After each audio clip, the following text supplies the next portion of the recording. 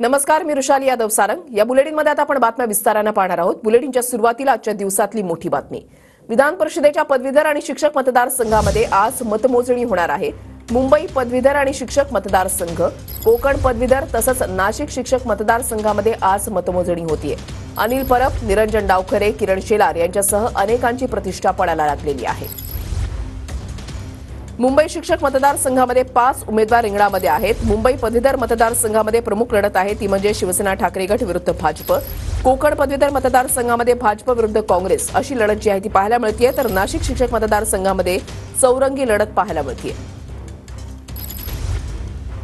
नाशिक शिक्षक मतदारसंघ निवडणुकीमध्ये कोणकोणते उमेदवार निवडणुकीच्या रिंगणामध्ये आहेत ते आपण पाहताय। ठाकरे गटाकडून संदीप गुळवे, याच्यानंतर राष्ट्रवादी काँग्रेसकडून ॲडव्होकेट महेंद्र भावसार, किशोर दराडे शिवसेनेकडून विवेक कोल्हे जे आहेत ते अपक्ष म्हणून निवडणुकीच्या रिंगणामध्ये आहेत। त्याच्यामुळे नाशिक शिक्षक मतदारसंघामध्ये ही चौरंगी लढत जी आहे ती पाहायला मिळणार आहे। तर कोकण पदवीधर मतदारसंघामध्ये लढत आहे ती म्हणजे काँग्रेस विरुद्ध भाजप।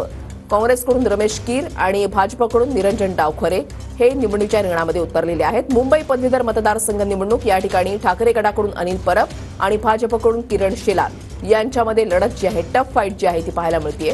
मुंबई शिक्षक मतदारसंघ निवडणूक या ठिकाणी जामो अभ्यंकर शिवसेना ठाकरे गट, त्याच्यानंतर शिवनाथ दराडे भाजपकडून, सुभाष मोरे शिक्षक भारतीकडून, शिवाजी शेंडगे शिवसेना शिंदे गट पुरस्कृत उमेदवार आहेत आणि शिवाजी नलावडे हे राष्ट्रवादी काँग्रेस अजित पवार गटाकडून आहेत।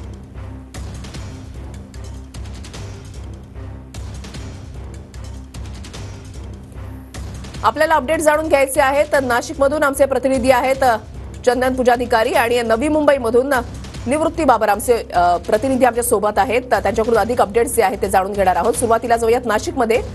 चंदन, कशा पद्धतीने आता तयारी झालेली आहे आणि किती वाजता मतमोजणीला सुरुवात होईल? वृषाली, मतमोजणीला या ठिकाणी सुरुवात झालेली आहे आणि आपण या ठिकाणी मतमोजणी केंद्राच्या या रूममध्ये आहोत, ज्या ठिकाणी मतमोजणी प्रक्रिया जी आहे ती सकाळी 8 वाजता सुरू झालेली आहे। मतमोजणीचे सगळे अधिकारी आणि कर्मचारी या ठिकाणी तैनात आहेत।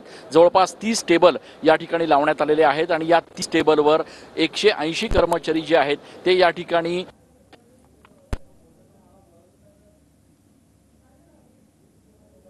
आहे आणि त्याच्यामुळे सगळ्यात आधी वैध अवैध मतांची विभागणी केली जाईल आणि त्याच्यानंतर कोटा ठरवला जाईल मतांचा। हा कोटा जो आहे तो जो उमेदवार सगळ्यात पहिले पूर्ण करेल तो या ठिकाणी विजयी घोषित केला जाईल।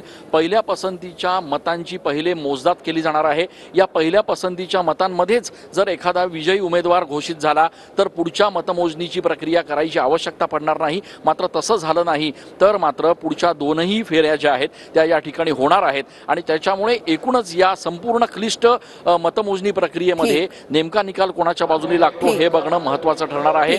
एकूणच ही प्रक्रिया इतकी क्लिष्ट आहे की कदाचित रात्री उशिरा हे निकाल घोषित होऊ शकतात। चौरंगी लढत नाशिकमध्ये आहे आणि या 4ही उमेदवारांपैकी नेमका उमेदवार कोण विजयी होतो हे बघणं महत्त्वाचं असणार आहे। विशाली, नक्कीच धन्यवाद चंदन, तुम्ही दिलेल्या सविस्तर माहितीसाठी। आता